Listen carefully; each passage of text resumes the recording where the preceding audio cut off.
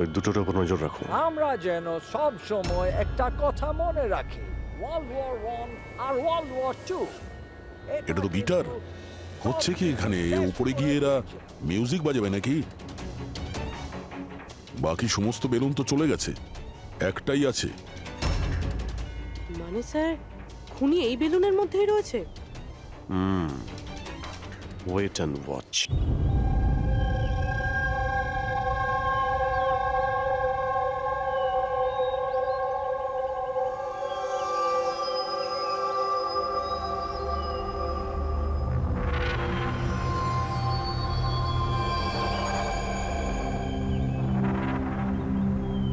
চলো, ফাইনালি সেই সময়টা এসেই গেল যখন আমি আকাশে পাখির মতো উঠতে পারবো।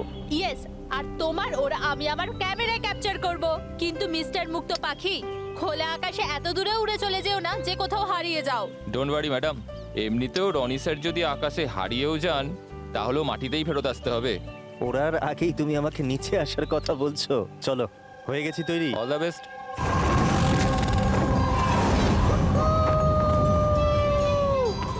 Yes, this is so much fun! Oh my god! Yes, come on, keep going, keep going. Yeah, I love you! Roni, I love you too. Wow, মনে হচ্ছে না ভালোই এক্সপিরিয়েন্স আছে। অফ কোর্স, আমেরিকাতে ও অনেক অ্যাডভেঞ্চার স্পোর্টস ট্রাই করেছে, bungee jumping, paragliding, আরো অনেক। ইন্ডিয়াতে কোনো কিছু ট্রাই করেনি, আর যখন ইন্ডিয়াতে এসেছেই সারাদিনের জন্য, তো কেন কিছু ট্রাই করবে না?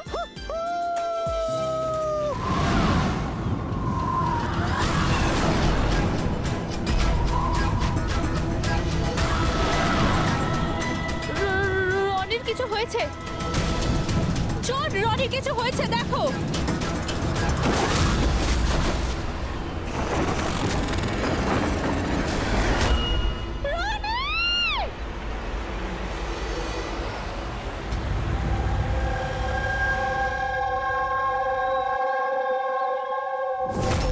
আমি আর রনি এখানে ছুটি কাটাতে এসেছিলাম। আমি কি করে জানবো এটাই রনির জীবনের শেষ দিন হবে? দেখো, আমরা জানি এই সময়টা খুব কঠিন, কিন্তু প্লিজ ভেঙে পড়ো না। আমি এবার নিউ ইয়র্কে গিয়ে ওর বাবাকে কি জবাব দেবো? আমরা একসাথে এসেছিলাম, কিন্তু ফিরে যাব একা। আপনি কাউকে সন্দেহ করেন? কে মারতে পারে রনিকে? স্যার, রনিকে কেউ কেন মারবে? আমরা তো এখানে কাউকে চিনিও না। এমনটা নয় তো যে ওর কোনো শত্রু আমেরিকা থেকে ফলো করতে করতে এখানে এসেছিল? না স্যার, রনির কোনো শত্রু এখানে ছিল না। He was such a lively person, সবাই ওকে পছন্দ করতো। তাহলে তুমি বলতে চাইছো এখানে ইন্ডিয়াতে ওর কোনো আত্মীয় স্বজন, বন্ধু বা অন্যান্য কেউ নেই এখানে? এই দেশটা আমাদের জন্য অচেনা স্যার, সবকিছু এই প্যারাগ্লাইডিং এর লোকেরা করেছে। Please arrest them. আপনি আমাকে কেন দোষ দিচ্ছেন? এটা আমাদের রুজি রুটির ব্যাপার, আমি কেন মারতে যাবো ওনাকে? তাহলে কে মেরেছে রনিকে? স্যার, এটা তো আমিও বুঝতে পারছি না। 3000 ফুট উচ্চতায় গুলি কি করে চললো? কেই বা চালালো? তাহলে রনি 3000 ফুট উঁচুতে উড়ছিল? হ্যাঁ স্যার, আমি নিজে গিয়ার চেক করেছিলাম, আর কোনো প্রবলেম ছিল না তার মধ্যে। আর ওর আশেপাশে কাউকে উঠতে দেখেছো? আশেপাশে না স্যার, কেউই ছিল না। আকাশ একদম পরিষ্কার ছিল, চারপাশটাও পরিষ্কার ছিল, আর উনি ওনার রাইড এনজয় করছিলেন। কিন্তু হঠাৎ বুঝতে পারলাম না কি হলো, একদম দড়াম করে নিচে এসে পড়লেন। এই যে ক্ষতটা দেখছো, আমার মনে হচ্ছে অনেক দূর থেকে গুলি চালানো হয়েছিল, হয়তো কোনো রাইফেল দিয়ে। হ্যাঁ, রাইফেলই হবে, কারণ যে হাইটে এই উড়ানটা উড়ছিল ওখান থেকে তো কোনো শার্প শুটারই গুলি চালাতে পারে, কোনো রাইফেল দিয়ে।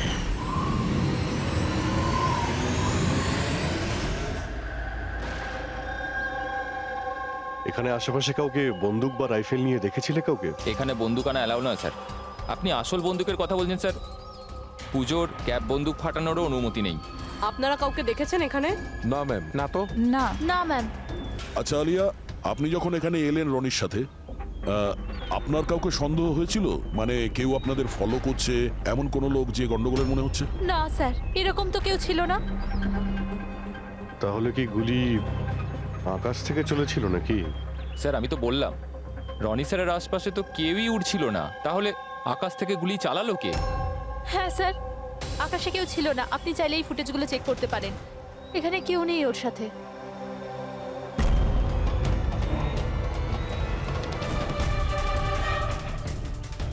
এই ফুটেজে তো রনির আশেপাশে তো দূরে দূরেও কাউকে দেখা যাচ্ছে না। স্যার, নিচে থেকে ওপরে তো কেউ গুলি চালায়নি। ইনি বলছেন যে যখন ও উপরে উঠছিল কেউ ওর আশেপাশে ছিল না, ওপর থেকেও কেউ গুলি করতে পারবে না। আমার মাথায় এটা ঢুকছে না কে কোথা থেকে গুলি চালালো আর কিভাবে, বুঝতে পারছি না স্যার। অদ্ভুত ব্যাপার তো, ওর কোনো শত্রু নেই, তাহলে ওকে খুন করার জন্য এরকম প্ল্যানিং কে করতে পারে?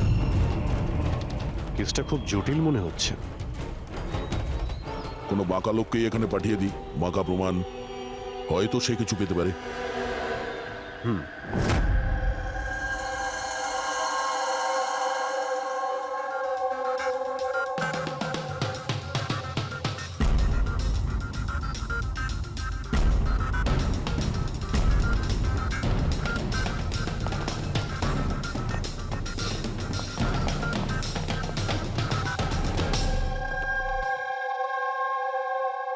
আরে বাহ, আজকে আপনারা দুজনে এমন ভাবে কাজে ডুবে আছেন যে মনে হচ্ছে যে অনেক প্রমাণ আমাদের হাতে দিয়ে আমাদেরকে পাঠাবেন এখান থেকে। অনেকগুলো প্রমাণ, হ্যাঁ, আর যদি একটাও না পাওয়া যেত? সোজা করে বলো না, কোনো প্রমাণ পাওনি, খুঁজে দেখোনি? ডক্টর সালুকে ওই গুলির ব্যাপারে কিছু জানতে পারেননি? আপাতত এইটুকু জানতে পেরেছি ভাই, ওপর থেকে কোনো ইউএফও গুলি চালিয়েছে। শালুকে তুমি না কোনোদিনই সোজাসুজি করে কথা বললে না। আরে এটা কি, এটা বোঝাও, আমাকে বোঝানোর জন্য এরকম করেছো? হ্যাঁ, বলো।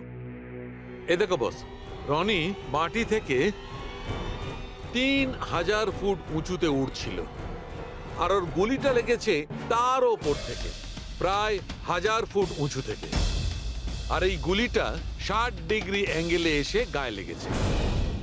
আমার তো ভেবেই কেমন যেন মাথাটা ঘুরছে। আকাশের উপর থেকে কে গুলি চালাতে পারে ওর উপর? এটা কিভাবে সম্ভব? এখনো হয়নি, আরো বাকি আছে বস। এই গুলিটা প্রায় 3 কিলোমিটার দূর থেকে ছোড়া হয়েছে। ভারী অবাক কাণ্ড, তাই না দয়া? 3 কিলোমিটার দূর থেকে গুলি চালানো হয়েছে। 60 ডিগ্রি অ্যাঙ্গেলে রনির গলার ভেতর ঢুকে যায় আড়াআড়ি। তার মানে রাইফেলটা খুব পাওয়ারফুল ছিল মনে হয়। একদম ঠিক বস, রাইফেলটাও পাওয়ারফুল ছিল, আর গুলি যে চালিয়েছে তারও হাতটা পাকা। এত উঁচুতে হাওয়া খুব জোরে প্রবাহিত হয়, আর টেম্পারেচারও কম বেশি হতে থাকে, তবুও লক্ষ্যটা মিস করেনি, একদম নির্ভুল পয়েন্টে গিয়ে লেগেছে। গুলি যে চালিয়েছিল খুব পাকা খেলোয়াড়, ডক্টর, সব শুটার। একদম।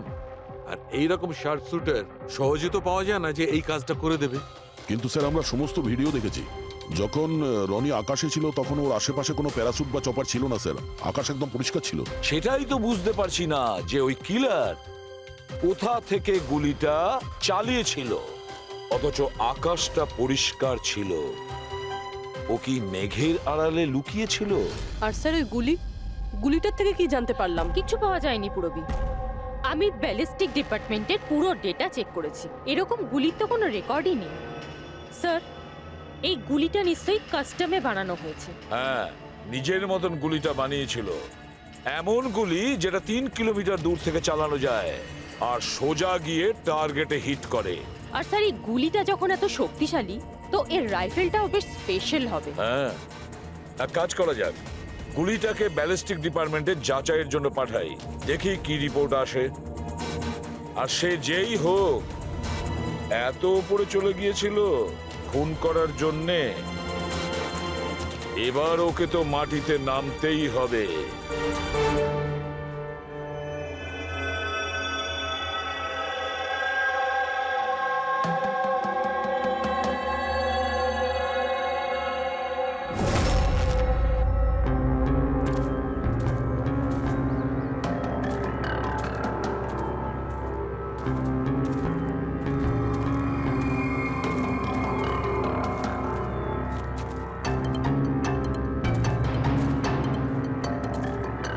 ব্রাদার, উই ক্যান ডু ইট। আরে ইয়ার গুরু, আর চলতে পারবো না, খুব হাঁপিয়ে গেছি আমি। ব্যাস নবীন, আর বেশি দূর নয়, 3000 ফিট চড়ে ফেলেছি, পাশেই আছে। We can do it, come on.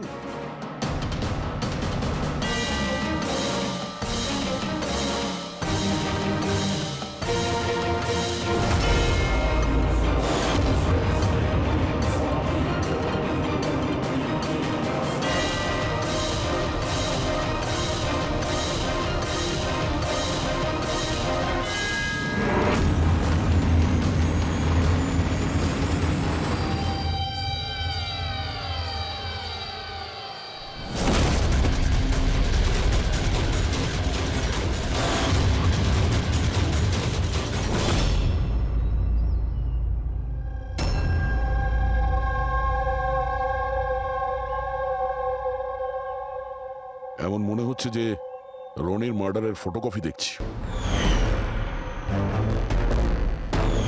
3000 fit ওপরে ঠিক ওরকমই গুলি মেরেছে মাথার পেছনে। একেও একইভাবে গুলি চালিয়েছে। আচ্ছা, তোমরা যখন ট্রেকিং করছিলে এই হিতেনের পিছনে কেউ কি ছিল? না স্যার, হিতেনই সবার পিছনে ছিল স্যার। স্যার এই দেখুন ফুটেজ স্যার। স্যার এটা ওই জায়গায় যেখানে এই সব কিছু হয়েছে। অদ্ভুত তো, পিছনে তো খোলা আকাশ রয়েছে, এমন কোনো জায়গা নেই যেখান থেকে গুলি করা যায়। তাহলে ওর গুলি লাগলো কি করে? দুটো কেসেই ধরা যাচ্ছে না যে গুলি কোথা থেকে চলেছে। স্যার একদম ঠিক বলছেন। আকাশ থেকে কোনো কাক বা পায়রা কি করে গুলি চালায়? এই গুলিটা চালালো কে? আর এই দুটো গুলি 24 ঘন্টার মধ্যেই চলেছে। আমার মনে হয় এই দুটো কেসের মধ্যে কোনো না কোনো কানেকশন আছে। আচ্ছা, এই হিতেন কি কাজ করতো? স্যার কলেজ স্টুডেন্ট ছিল স্যার, মুম্বাই গ্র্যাজুয়েশন করতে এসেছিল স্যার। ট্রেকিং এর অনেক শখ ছিল ওর। অভিজিৎ, বুঝতে পারছি না যে কেউ একজন কলেজ স্টুডেন্টকে মারার জন্য এত প্ল্যান করবে কেন। সেটাই তো, প্রথমে রনি আর এখনই হিতেন। তবে আকাশ থেকে তৃতীয় গুলিতে অন্য কেউ মারা যাওয়ার আগে এই খুনিকে ধরতেই হবে খুব তাড়াতাড়ি। গত 24 ঘন্টায় দুটো খুন হয়েছে, দুটোই যুবক, আর দুজনকে মারার পদ্ধতিও অদ্ভুত। অদৃশ্য খুনি। স্যার দুজনেরই মৃত্যু হয়েছে অ্যাডভেঞ্চার স্পোর্টস করতে গিয়ে। মাটি থেকে 1000 ফুট ওপরে মেরেছে স্যার। কিন্তু স্যার ভাবার বিষয় এটাই যে খুনি এই অ্যাডভেঞ্চার স্পোর্টের সময়টাই কেন বাঁচলো এদেরকে মারার জন্য? ও তো ওদের যে কোনো সময় মারতে পারতো। এত লম্বা প্ল্যান দুটো বাচ্চাকে মারার জন্য? শুধু প্ল্যানিংটাই বড় ছিল না দা, গানটাও বড় ছিল। এই যে এইরকম। এটা কি রাইফেল স্যার? এটা হলো PX-65 রাশিয়ান গান। এটা লং রেঞ্জ। এইরকম বন্দুক দিয়ে মারা হয়েছে। ডক্টর সালুকে, এই বন্দুকটা দিয়ে 3 কিলোমিটার দূরে টার্গেটে কি হিট করা যায়? হ্যাঁ ফ্রেডি, শুটিং রেঞ্জে আমি এটা ট্রাই করে দেখেছি। এর রেঞ্জ 3 কিলোমিটারের বেশি আছে। এরকম বন্দুক তো হয় মিলিটারিদের কাছে থাকবে, আর না হলে উগ্রপন্থীদের কাছে। ঠিক বলেছো বস। আর সেই জন্য আমার মনে হয় এটা শুধুমাত্র মার্ডারের ব্যাপার নয়, বড় ধরনের অপরাধ হতে চলেছে, লার্জ স্কেলে। স্যার একটা কাজ করো, দিল্লিতে যাও আর ইন্টেলিজেন্স ব্যুরো থেকে খোঁজ নাও যে এরকম বন্দুক কাদের হাতে থাকতে পারে আর সেটা কিভাবে।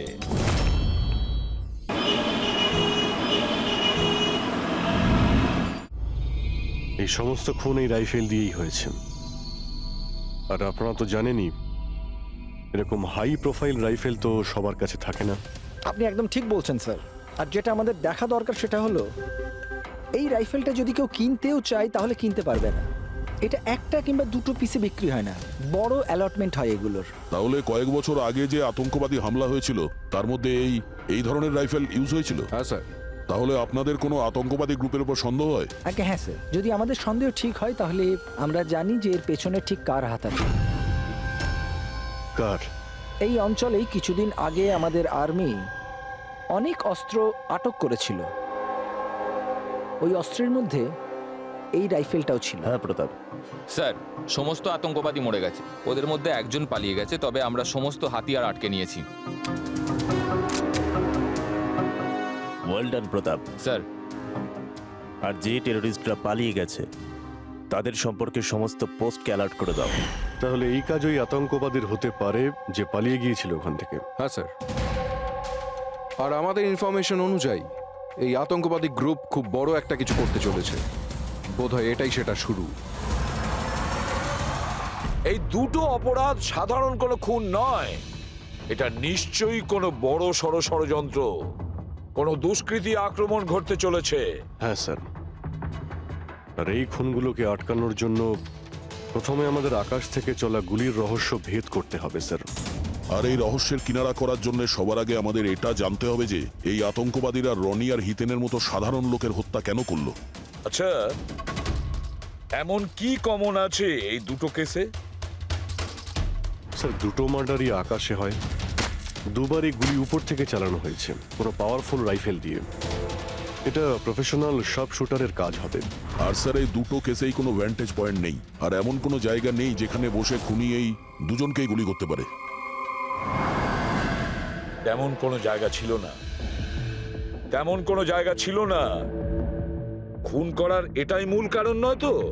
তাহলে স্যার আপনি বলতে চাইছেন যে খুনির কাছে বসে গুলি চালানোর কোনো জায়গা ছিল না, আর ও এটা শিওর হতে চেয়েছিল যে টার্গেট যেন কোনোভাবেই মিস না হয়, সেই জন্যই ও এদের উপরে প্র্যাকটিস করছিল। Exactly Abhijit, exactly.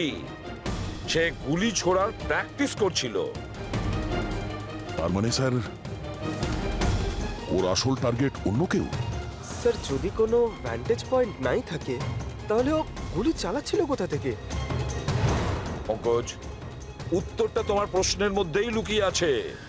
আচ্ছা এটা বলো, আমরা মানুষ ডানা ছাড়া আকাশে কিভাবে ওড়ে? স্যার এরোপ্লেন বা হেলিকপ্টারের মাধ্যমে। ব্যাস, তুমি তোমার উত্তর পেয়ে গেছো। কিন্তু স্যার ওখানে ওই ক্রাইম সিনে আকাশের ওপর কোনো চপার তো ছিলই না স্যার, না কোনো কেবল কার ছিল ওখানে। তাহলে অন্য কিছু থাকবে, অন্য কিছু থাকতে পারে। অভিজিৎ, ম্যাপটা বের করো, ওই এলাকার চারপাশটা ভালো করে দেখো, দেখো এমন কিছু পাওয়া যায় কিনা। এমন কিছু আছে নাকি যেখান থেকে মানুষ হাওয়ায় উঠতে পারে? জঙ্গল আছে, আর হ্যাঁ, দুটো হট এয়ার বালুন রেঞ্জও রয়েছে। একটু দেখো তো, যেখানে খুন হয়েছিল সেখান থেকে এটা কতটা দূরে? স্যার এই দুটো 60 কিলোমিটার রেডিয়াসের মধ্যে। তাহলে একটা কথা তো কনফার্ম, খুনি ওখানে হট এয়ার বেলুনে বসেছিল, আর সেখান থেকেই ও গুলি চালিয়েছিল 3 কিলোমিটার দূর থেকে। স্যার কেউ যদি হট এয়ার বেলুনে চড়তে চায় তাহলে আগে থেকে বুকিং করতে হয়, এমনি কেউ যেতে পারে না। কোনো ব্যাপার না, তোমরা ওই হট এয়ার বেলুনের অফিসে গিয়ে খোঁজ নাও যে এমন কোন টুরিস্ট ছিল যে ওই দুটো দিনে ওই দুটো হট এয়ার বেলুনে ঘুরেছিল। এটা টোটাল 12 জনের লিস্ট আছে যারা সেদিন হট এয়ার বেলুনে বসেছিল। কিছু জন একা বসেছিল, কিছু জন গ্রুপ বানিয়ে বসেছিল। তোমার কি মনে আছে এদের মধ্যে কতজনের কাছে কোনো জিনিস বা ব্যাগ ছিল? বা কোনো সন্দেহজনক কাউকে দেখেছো? না, বদমাস তো কাউকে লাগছিল না, কিন্তু একজন বয়স্ক আন্টি ছিলেন, পিঠে একটা ব্যাকপ্যাক ছিল, আর চোখে চশমা আর মাথায় টুপি পরেছিলেন। হ্যাঁ, আমরাও অবাক ছিলাম যে এই বয়সে এই সব ট্রাভেলিং এর ইচ্ছা। আর যখন ফটো তোলা হচ্ছিল উনি লজ্জা পাচ্ছিলেন আর নিজের মুখ লুকোচ্ছিলেন। রবি, এই বয়স্ক আন্টি শার্প শুটার শুনে একটু অদ্ভুত লাগছে না? হ্যাঁ স্যার, আমি এখানে পাইলট। 25শে ফেব্রুয়ারি স্যার সব মিলিয়ে আমি 6 জনকে এয়ার বেলুনে চাপিয়েছি স্যার, আর 2 জনকে দিনের স্যার। আচ্ছা, তাদের মধ্যে কেউ মানে গন্ডগোলের লোক মনে হয়েছিল, কিংবা যার কাছে কোনো জিনিসপত্র ছিল? স্যার এরকম তো কেউ ছিল না। হ্যাঁ, একজন বয়স্ক মানুষ ছিল, জানি না কারো বারবার চিৎকার করছিল, হয়তো ওর মুড খারাপ ছিল বা খিটখিটে ধরনের ছিল। ওনার হাতে কোনো কিছু ছিল? জিনিস তো ছিল না। হ্যাঁ, একটা লাঠি নিয়ে হাঁটছিল। লাঠি নিয়ে হাঁটছিল? এই, তোমাদের সাহস কি করে হলো আমার ছবি নেওয়ার, আমাকে জিজ্ঞেস না করে? কিছু ভদ্রতা আছে না নেই? ওরাও ওগুলো ওরাও। আচ্ছা, ফটো তোলার জন্য রেগে গেছিল? কি অদ্ভুত ব্যাপার, তাই না স্যার? লোক হট এয়ার বেলুনে তো প্রতিদিন বসে না, তাই না? তারা নিজেরাই ফটো তুলতে চায় যাতে এই স্মৃতিকে তারা সারা জীবন রাখতে পারে। আর কোনো বিশেষ কথা মনে আছে ওর ব্যাপারে? স্যার জানি না বলাটা ঠিক হবে কিনা। না না, বলো, যেটা মনে আছে খুলে বলো। ওনাকে হাঁটতে দেখে মনে হচ্ছিল না যে ওনার লাঠির প্রয়োজন আছে, কিন্তু তাও উনি লাঠি নিয়েই চলছিলেন। আচ্ছা,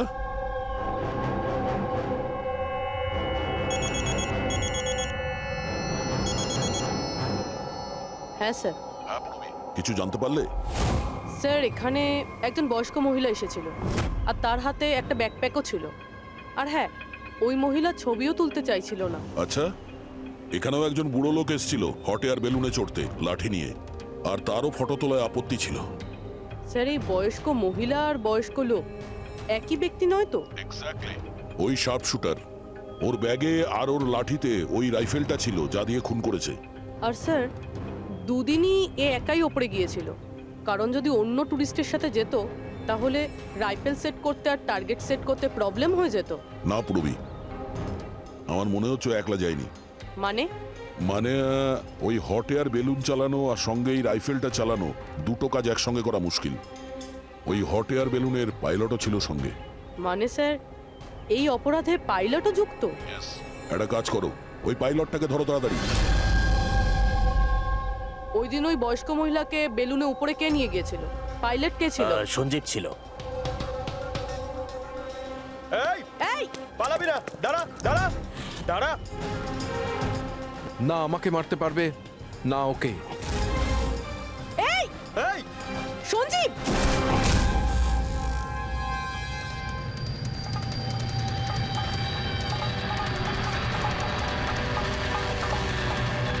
আরে তো প্রাণ দেওয়ার জন্য একদম তৈরি ছিল। এটা কোনো ছোটখাটো মার্ডার নয় পঙ্কজ, অনেক বড় মিশন। যদি তাড়াতাড়ি আটকানো না যায় তাহলে বড় সড় বিপদ হবে। আচ্ছা গীতা, 24শে ফেব্রুয়ারি যে লোকটা গ্রুপে যেতে চাইছিল না, একলা যেতে চাইছিল, ওর পাইলট কে ছিল? কে নিয়ে গেছিল? সোলো ট্রাভেলারকে তো দিনেশ নিয়ে গিয়েছিল। অদ্ভুত ব্যাপার দিনেশ, এতক্ষণ ধরে চুপ করে আছো, কিছু বলছো না কেন? তোমরা আমাকে ধরতেই পারবে না।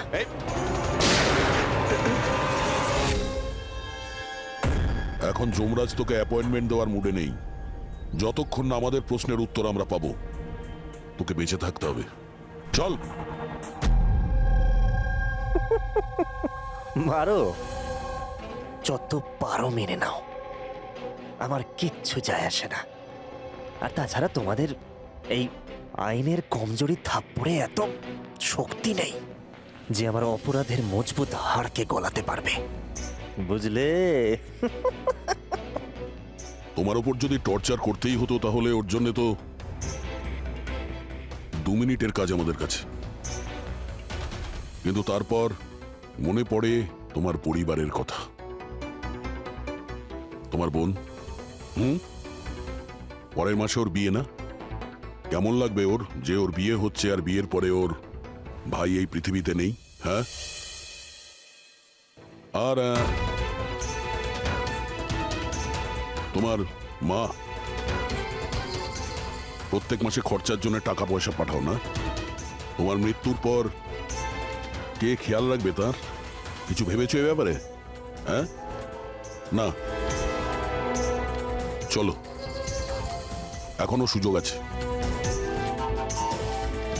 রাজ সাক্ষী হয়ে যাও। কথা দিচ্ছি তুমি জেলে যাওয়ার পরে তোমার মায়ের খেয়াল আমরা রাখবো। সত্যি? মানে পুরো খেয়াল রাখবে? পুরো খেয়াল? হ্যাঁ, তোমার মায়ের পুরো খেয়াল রাখা হবে। তুমি শুধু এটা বলো কার জন্য কাজ করো, তোমার বসের নাম কি? বলে দেবো? সত্যি বলে দেবো? হ্যাঁ বলো। আমি যার জন্য কাজ করি না, যে আমার বস, স্যার, তার নাম হলো এসিপি প্রদ্যুম্ন।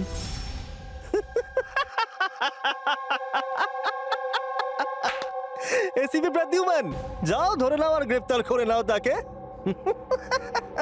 বলেছিলাম না আমি কিচ্ছু বলবো না, যা করার আছে করে নাও।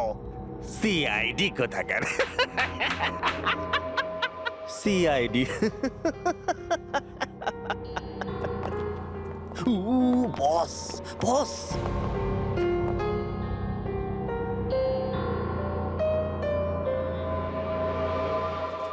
কোনো ব্যাপার না, কিচ্ছু বলতে হবে না। এখন না তোমাকে কিছু জিজ্ঞাসা করব, কিছু বলার জন্য তোমাকে আমরা জোর জবরদস্তিও করব না, কিচ্ছু করব না। শুধু একটাই কাজ করব, আমরা তোমাকে ঘুমোতে দেব না। শুতে দেবেন না? এমনিতেও আমি জেগে থাকলেও আমি আপনাদের কিছুই বলবো না। কোনো প্রয়োজন নেই, কিচ্ছু বলো না, কিন্তু আমরা শুতে দেব না তোমাকে। ওকে ভাই দয়া, আমি এটা শুনেছিলাম যে মানুষ কোনো কিছু না খেয়ে অনেক দিন সার্ভাইভ করতে পারে, কিন্তু না ঘুমিয়ে। কত কষ্ট হবে এই বেচারার। তোর বাঁচাটা খুবই মুশকিল, আমি এসব দেখতে পারবো না।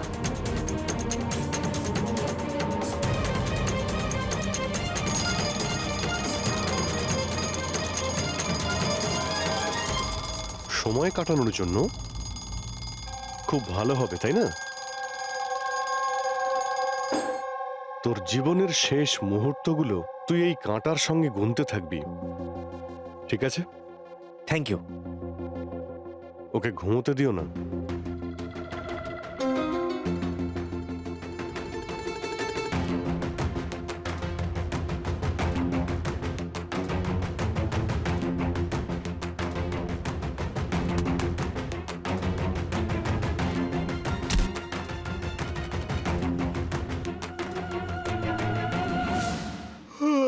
ফ্রেডি স্যার, আরে কোথায় আছেন আপনি?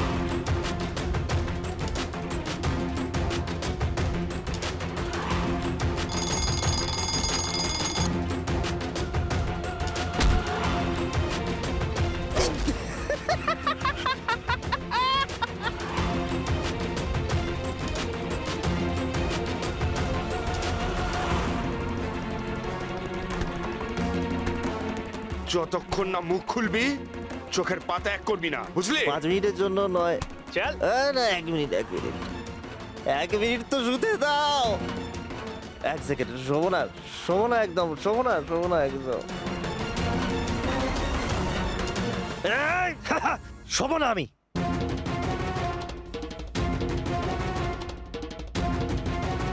এবারও ভেঙে পড়বে।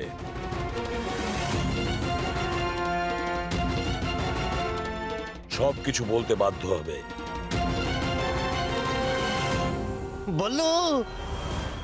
বললো তুই শুবি না, ওঠ।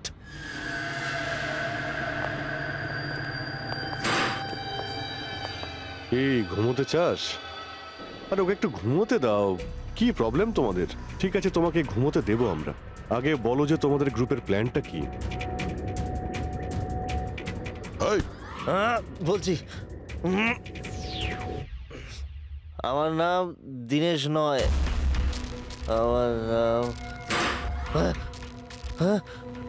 আমার নাম বল্লু। দীনেশ নয় আমার নাম। আর আমাকে স্পেশালি এই মিশনের জন্য তৈরি করা হয়েছিল। আর যে 2টো মার্ডার হয়েছিল না, ওটা প্র্যাকটিস ছিল। আমাদের আসল মিশন হলো ওকে মারা। আর ওই যে ওকে কি যেন নাম, স্টিভ মার্টিন। ওই শান্তির দূত যে সম্প্রতি ভারতবর্ষে এসেছে দেশে শান্তির বার্তা নিয়ে, যাতে সমগ্র বিশ্ব এই বার্তাকে সমর্থন করে, যাতে উগ্রপন্থীরা শেষ হয়। এসিবি, আমরা চাই না যে আতঙ্কবাদ কখনো শেষ হোক। আর স্টিভ মার্টিন তো মরবেই, তোমরা কিচ্ছু করতে পারবে না। আর আর যদি তোমরা বাঁচিয়েও নাও না, আমরা স্টিভ মার্টিনকে খতম করে দেবো একেবারে। আমাদের যে শার্প শুটার আছে না, একদম পাক্কা নিশানা তার। কোথায় মারবে ওকে আর কখন? বল।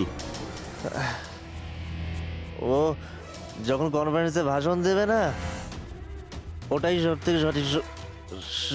ওটাই সব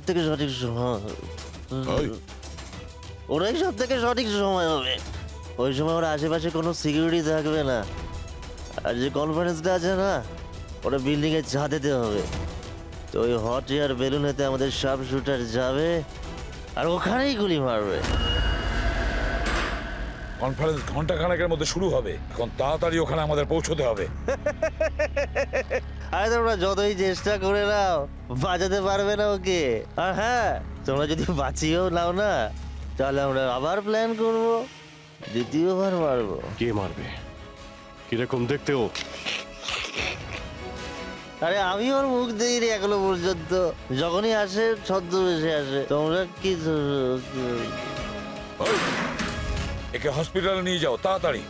স্যার, আমরা কি হট এয়ার বেলুনটা আটকাতে পারি না? যতক্ষণ এই কনফারেন্স শেষ হচ্ছে। না ফেডরিক, এই সব কিছু বন্ধ করা যাবে না। আজকে আটকালে কালকে অন্যরকম প্ল্যান করবে। আজকের প্ল্যান আমরা জানি, আজই ওদেরকে ধরবো।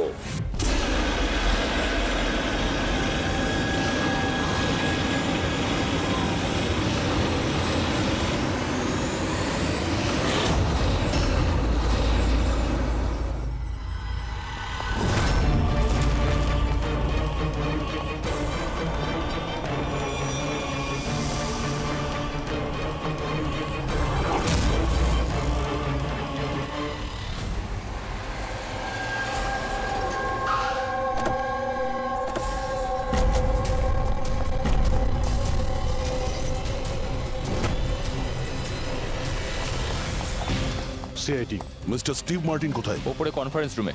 ওর কাছে নিয়ে চলুন, আসুন। তাড়াতাড়ি। তাড়াতাড়ি।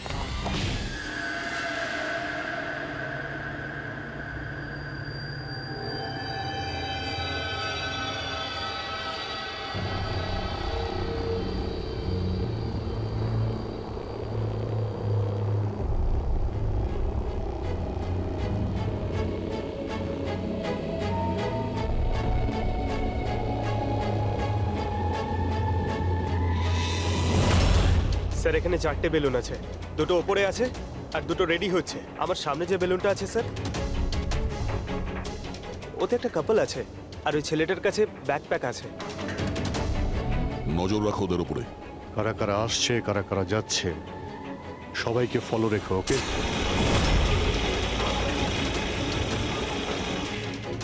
স্যার ওদের বেলুন টেক অফ করেছে। হ্যাঁ,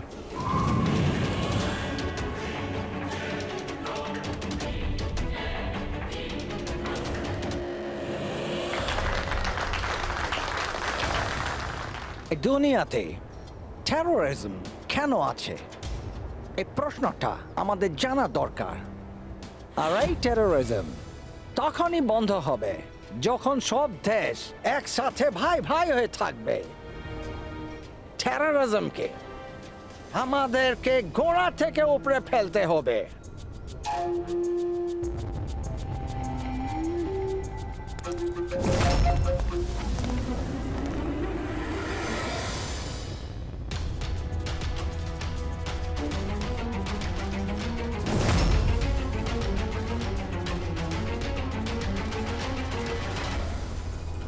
দুজন মিউজিশিয়ানকে দেখছি, ওরার জন্য তৈরি হচ্ছে। ওদের হাতে গিটারের ব্যাগ আছে। এবার এটা বলা খুবই মুশকিল যে ভেতরে গিটার আছে নাকি গান।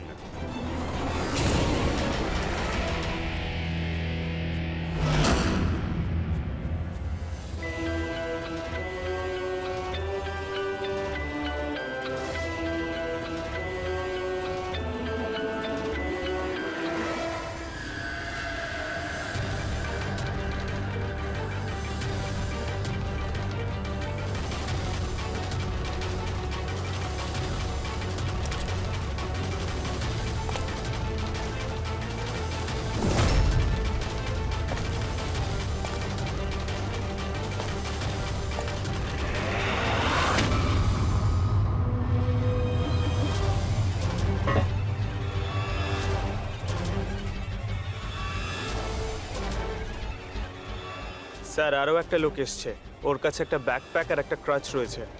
অপেক্ষা করা যাক।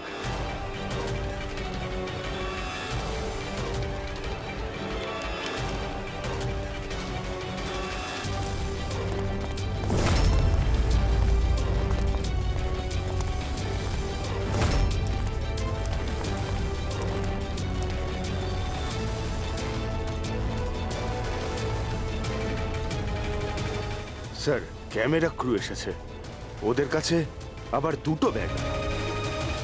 Camera crew?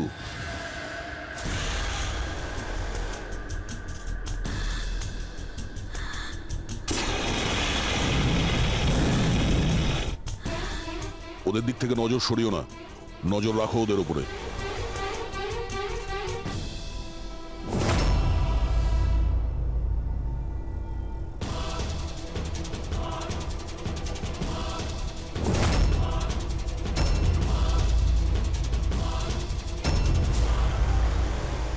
স্যার এখানে তো অনেক বেলুন উঠছে। সুইসাইড বম্বিং কি এটা? কেউ নিজের খুশিতে নিজের প্রাণ কি করে দিতে পারে?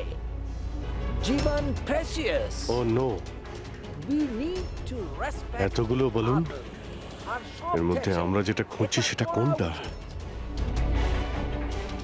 মনে হচ্ছে ছদ্মবেশে এসছে। মুখ দেখে গন্ডগোলের মনে হচ্ছে।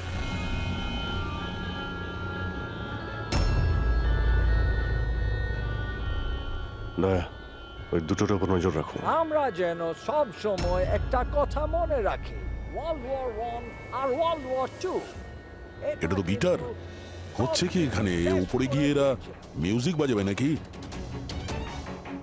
বাকি সমস্ত বেলুন তো চলে গেছে, একটাই আছে। মানে স্যার খুনি এই বেলুনের মধ্যেই রয়েছে? Wait and watch. মানে স্যার খুনি এই বেলুনের মধ্যেই রয়েছে? এরা তো নিজেদের জায়গা থেকে নড়ছে না। Camera crew. স্যার এ কোথায় গায়েব হয়ে গেল?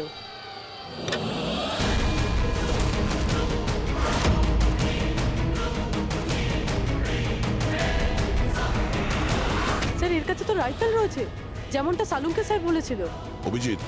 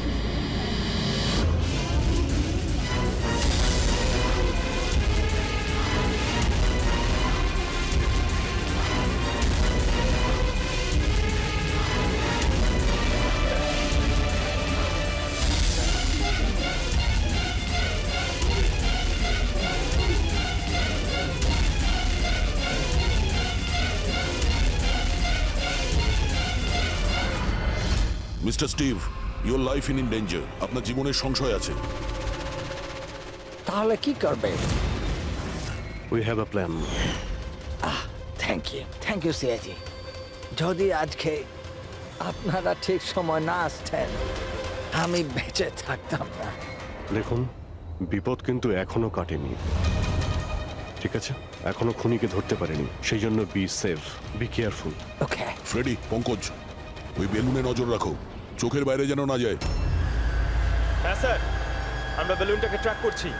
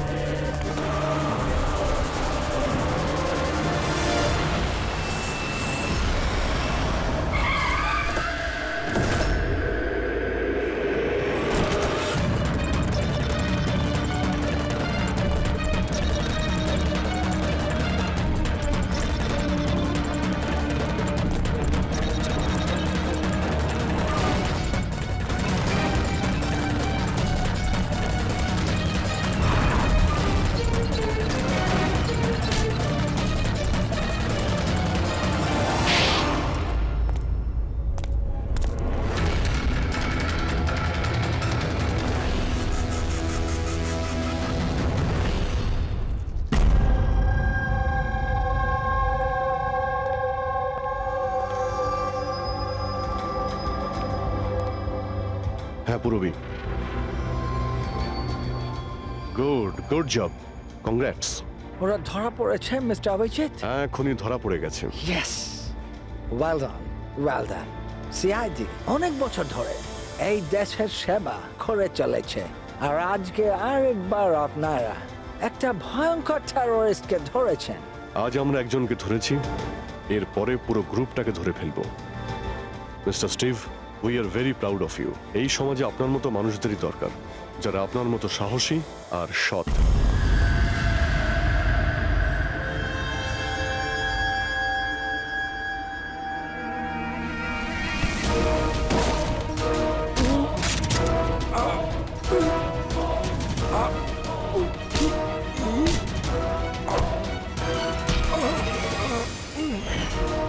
তাহলে তুমি ছদ্মবেশে রনি আর হিতেনকে মেরেছো?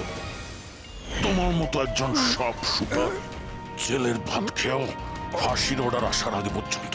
তোমার কি মনে হচ্ছে তোমরা আমাকে ধরে নিয়েছো তো স্টিভ প্রাণে বেঁচে যাবে? কখনো নয়। আমাদের ক্ষমতা এত বেশি যে তোমাদের আইন এটা খুঁজতে খুঁজতে হাঁপিয়ে যাবে, কিন্তু আমরা শেষ হব না। শেষ হবে তোমাদের এই দেশ। শোন ছারপোকা, আমাদের দেশের উপর অনেকে খারাপ নজর দিয়েছে, আবার চলেও গেছে। জানিস আমাদের দেশ কত বছর স্বাধীন হয়েছে? ৭৪ বছর। আর এই ৭৪ বছরে আমাদের দেশের জওয়ানরা জানি না কত আতঙ্কবাদীকে মেরেছে। আজ তোর পালা, কাল তোর সঙ্গীদের পালা। আমাদের দেশ থাকবে, খুব ভালোভাবেই থাকবে। আর এই দেশ থেকে যদি কোনো জিনিস চলে যায়, সেটা হলো আতঙ্কবাদ। বুঝেছিস? আতঙ্কবাদ।